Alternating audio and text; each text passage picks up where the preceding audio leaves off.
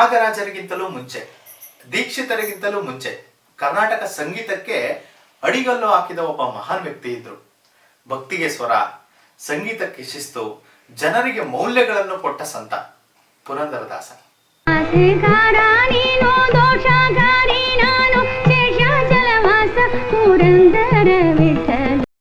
ನಮಸ್ಕಾರ ಸ್ನೇಹಿತರೆ, ಇವತ್ತು ನಾವು ಕರ್ನಾಟಕ ಸಂಗೀತ ಪಿತಾಮಹ ಎಂದೇ ಪ್ರಸಿದ್ಧರಾದ ಪುರಂದರದಾಸರ ಜೀವನ, ಸಾಧನೆ ಮತ್ತು ಅದ್ಭುತ ಪರಿವರ್ತನೆಯ ಕಥೆಯನ್ನ ತಿಳ್ಕೊಳ್ಳೋಣ.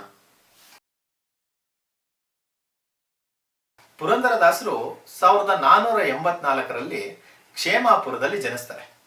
ಮೂಲ ಹೆಸರು ಶ್ರೀನಿವಾಸ ನಾಯಕ. ದೊಡ್ಡ ಜ್ಯುವೆಲರಿ ವ್ಯಾಪಾರಿಯ ಮನೆಯಲ್ಲಿ ಹುಟ್ಟಿ ಚಿಕ್ಕ ವಯಸ್ಸಿಂದನೂ ಐಶ್ವರ್ಯದಲ್ಲೇ ಬದುಕಿರ್ತಾರೆ.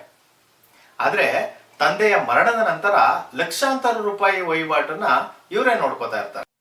ಆದ್ರೆ ಶ್ರೀನಿವಾಸ ನಾಯಕರು ಅಂದ್ರೆ ಜನರಿಗೆ ನೆನಪಾಗೋದು ಒಂದು ಗುಣ, ಜಿಪುಣತನ. ಅರ್ಧ ಪೈಸೆನೂ ಕೊಡದೇ ಇರೋಷ್ಟು ಜಿಪುಣನಾಗಿರ್ತಾರೆ ಶ್ರೀನಿವಾಸ ನಾಯಕರು. ಒಂದು ದಿನ ಒಬ್ಬ ಬಡ ಬ್ರಾಹ್ಮಣ ತನ್ನ ಮಗನ ಉಪನಯನಕ್ಕೆ ಶ್ರೀನಿವಾಸ ನಾಯಕರ ಬಳಿ ಹಣ ಪಡೆಯೋಕೆ ಹೋಗ್ತಾನೆ. ಆದ್ರೆ ಶ್ರೀನಿವಾಸ ನಾಯಕರು ಎಂದಿನಂತೆ ನಿರಾಕರಿಸ್ತಾರೆ. ಆಗ ಆ ಬಡ ಬ್ರಾಹ್ಮಣ ಸೀದಾ ಹೋಗೋದೆ ಶ್ರೀನಿವಾಸ ನಾಯಕರ ಮನೆಗೆ. ಅಲ್ಲಿ ಶ್ರೀನಿವಾಸ ನಾಯಕರ ಪತ್ನಿ ದಯಾಮಯ್ಯಾದ ಸರಸ್ವತಿಯಮ್ಮ ಅಲ್ಲಿರ್ತಾರೆ.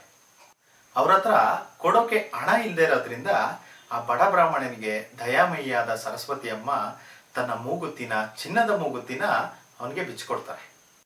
ಅದನ್ನ ತಗೊಂಡು ಬಡ ಬ್ರಾಹ್ಮಣ ಸೀದಾ ಹೋಗೋದೆ ಶ್ರೀನಿವಾಸ ನಾಯಕರ ಅಂಗಡಿಗೆ.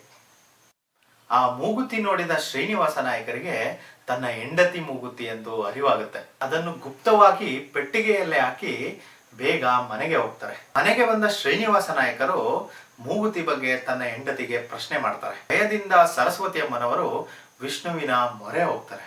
ಆಗ ಮನೆಯೊಳಗಿರುವ ಪೆಟ್ಟಿಗೆಯೊಂದರಲ್ಲಿ ಆ ಮೂಗುತಿ ದೈವಿಕವಾಗಿ ಕಾಣಿಸ್ಕೊಳ್ಳುತ್ತೆ.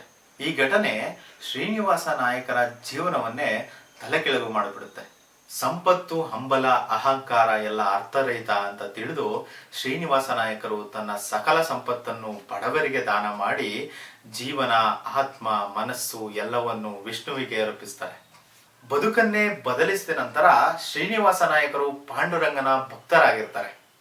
ವ್ಯಾಸತೀರ್ಥರು ಶ್ರೀನಿವಾಸ ನಾಯಕರಿಗೆ ಪುರಂದರದಾಸ ಅಂತ ಹೆಸರಿಡ್ತಾರೆ. ಊರು ಕೇರಿಸುತ್ತಿ ಜನರಿಗೆ ನೈತಿಕತೆ, ವಿನಯ ಕಲಿಸುತ್ತಾ ದೇವರ ಗೀತೆಗಳನ್ನು ಬರೆಯುತ್ತಾ ಹಾಡುತ್ತಾ ಹೋಗ್ತಾರೆ.